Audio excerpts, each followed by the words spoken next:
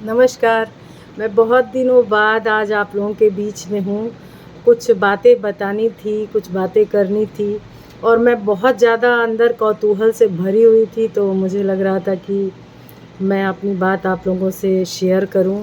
दरअसल आज मेरी सुबह-सुबह माधुरी बहन जी से बात हो रही थी, तो मैंने उनसे कहा कि बहन जी, आपका जो घर था, पता नहीं क्यों वो मुझे लगता था जैसे वो घर नहीं, वो कॉलेज है। वो फीलिंग आती थी वहाँ जाने पे। जैसे बड़ी बहन जी के घर भी जब भी हम जाते थे और संगीत वाले मास्टर साहब के घर भी जाते थे, जो हमारे संगीत के मास्टर साहब थे, पंडित रमाशंकर मिश्र जी। और वहाँ शांति बहन जी का भी घर हुआ करता था, तो इन लोगों के घर हम जाते रहते थे। छोटी क्लास में थे उस समय। शैली सोमा मेरी दोस्त थी, तो उनके साथ चले जाया करते थे। तो जब भी मैं देखती थी मुझे वो डिज़ाइन, जो माधुरी बहन जी के घर की डिज़ाइन है, वो हमेशा याद आती है कि बहुत स्पेशल घर हुआ करता था।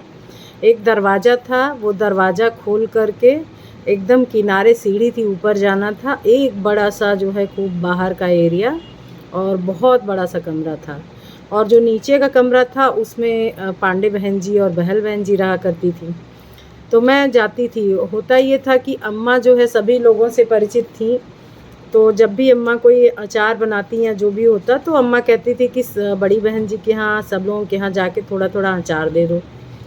तो वो उनका अपना प्रेम था, उनका भी अपना कोई पुराना साथ था, जो एक टाइम जब वो पढ़ती थी तब का साथ रहा होगा। उसके चलते वो सबको बहुत मानती थी और सब लोग भी अम्मा को बहुत मानते थे।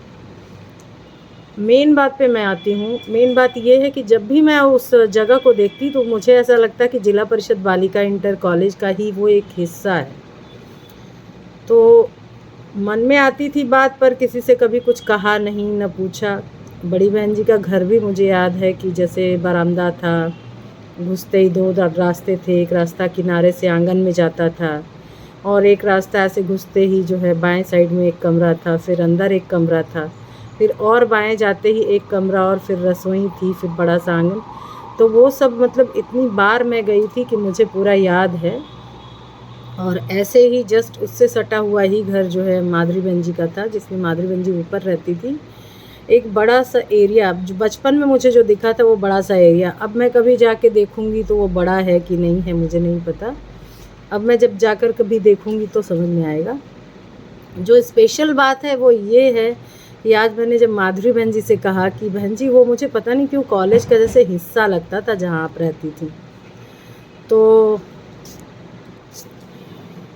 आज जब मैं बात कर रही थी माधुरी बहन जी से, तो उनसे मैंने जैसे ही कहा, तो उन्होंने कहा वो कॉलेज का हिस्सा तो था ही।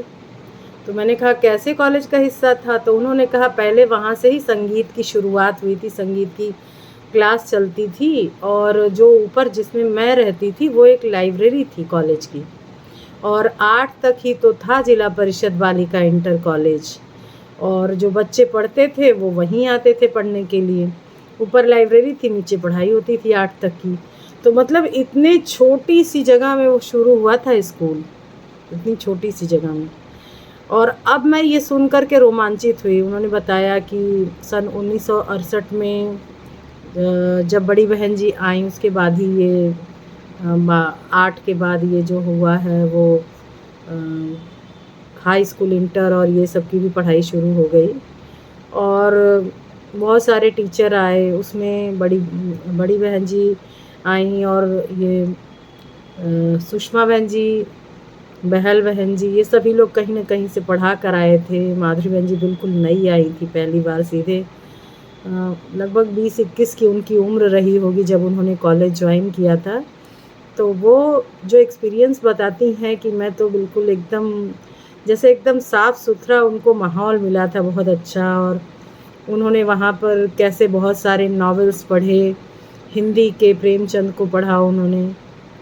तो माधवी जी ने जब ये सब बातें बताई, तो मैं उस जैसे लग रहा था उस टाइम में चली गई थी और मैं देख रही थी कि माधवी बहन जी कैसे किताबें ली होंगी, कैसे पढ़ी होंगी, वो लाइब्रेरी का माहौल। और उसके बाद फिर कुछ समय बाद वहाँ के जो भी परिषद के अध्यक्ष थे, उन्होंने टीचर्स के रहने की व्यवस्था के लिए जो है वो जगह खाली की और एक बड़ा विद्यालय यहाँ पर बना। और उस विद्यालय में फिर हाई स्कूल इंटर तक की पढ़ाई होने लगी। और कितना अच्छा माहौल था, बहुत स्ट्रिक्ट वातावरण। मतलब उस कॉलेज में कुछ भी ऐसा नहीं था जो पढ़ाई के अतिरिक्त हो। अगर करिकुलर एक्टिविटीज़ होती थी तो वो इसलिए होती थी कि उन लड़कियों का, उन बच्चों का विकास हो सके जो पढ़ने आते हैं। और नकल की तो बात कोई सोच नहीं सकता कि वहाँ कोई इन लोगों के रहते नकल के बारे में सोच सकता है। तो वो विद्यालय शुरू से ही इस तरह के बच्चों को दे रहा था जो बच्चे आगे कुछ कर सकें, अपने जीवन में अपने दम पर कुछ कर सकें। तो ये जो एक्सपीरियंस था मुझे बहुत अच्छा लगा। मेरी वीडियो आप लोग ज़रूर सुनिएगा। सुनने के बाद अगर आपको ये वीडियो अच्छी लगे तो नीचे कमेंट में लिखिएगा और बताइएगा कि क्या आप उस बैच में से हैं जो वहाँ पे पढ़े थे जहाँ माधुरी बहन जी का घर है। क्या आप में से कोई वहाँ पर संगीत पढ़ा या फिर कभी कक्षा 8 तक वहाँ पर पढ़ा हुआ है? यदि वो वहाँ पर पढ़ा हुआ है तो मुझे उससे मिलना है, उससे बातें करनी है। कम से कम कमेंट में तो ज़रूर बताएं कि आप विद्यालय के मेन प्रांगण में पढ़े हुए हैं या फिर उस जगह पे भी पढ़े हुए हैं। आज ये बात मतलब पता नहीं कैसे जैसे लग रहा है कि क्या ऐसा तो नहीं है। मैं तो पूर्व जन्म में विश्वास भी करती हूँ कि मैं कहीं पूर्व जन्म में वहाँ जा कर के पढ़ भी चुकी थी क्या, कि मुझे ऐसा लग रहा था कि वो जगह एक विद्यालय की जगह है। ये एक मतलब ऐसी जनरल बात है, आपको हो सकता है अच्छी लगे ना लगे, पर बहुत ही रोचक लगा आज का ये प्रसंग कि अपने विद्यालय का एक परिसर वहाँ भी था जहाँ से शुरुआत हुई थी। हमारे विद्यालय की मेन जगह, जैसे कि बीएचयू की जो मेन जगह है, बीएचयू की मेन जगह बीएचयू नहीं है, पहले एनी बेसेंट ने उसको कहाँ स्थापित किया था, यहाँ पे कमच्छा में स्थापित किया था। जो विकेएम है वो पहले मेन प्रांगण हुआ करता था। उसी प्रकार अपने विद्यालय का भी मेन प्रांगण जो माधुरी बहन जी जहाँ रहती थी उसके ऊपर का हिस्सा, नीचे का हिस्सा और वो जो एरिया था वो हुआ करता था। तो इसी के साथ अपनी बात समाप्त करती हूँ। उम्मीद है आपको हमारी आज की वीडियो बहुत अच्छी लगी होगी या नहीं भी लगी होगी, फिर भी आप कमेंट करें। जैसे कि मैंने ये जो दुपट्टा ओढ़ रखा है ये आपको कैसा लगा, एक बनारसी प्योर सिल्क का है। मेरा ये ड्रेस कैसा लगा या फिर मैंने जो पहन रखा है, इस कमरे में अगर कुछ अच्छा लगा तो जो भी अच्छा लगा उस पर कमेंट करें और अपनी राय दें। पर कमेंट ज़रूर करें, वो हाथ जोड़ने वाला नहीं, वो हाथ जोड़ने वाला नहीं, कुछ लिख करके कमेंट करें। और उसके अलावा लाइक करें, शेयर तो नहीं कर पाएंगे, ये एक प्राइवेट ग्रुप है। इसी के साथ मैं अपनी बात रखती हूँ। नमस्कार। और आप लोगों ने मेरा वीडियो सुना इसके लिए बहुत बहुत धन्यवाद।